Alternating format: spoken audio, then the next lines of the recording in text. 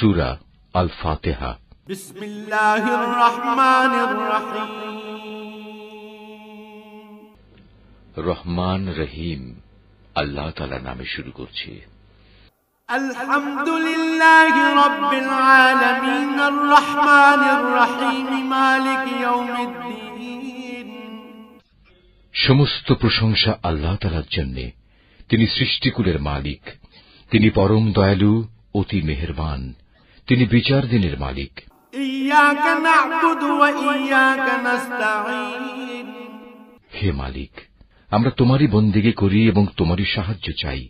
ইহদিনাস সিরাতাল মুস্তাকিম সিরাতাল্লাযীনা আন'আমতা আলাইহিম গায়রিল মাগদুবি আলাইহিম ওয়ালাদ-দাল্লিন।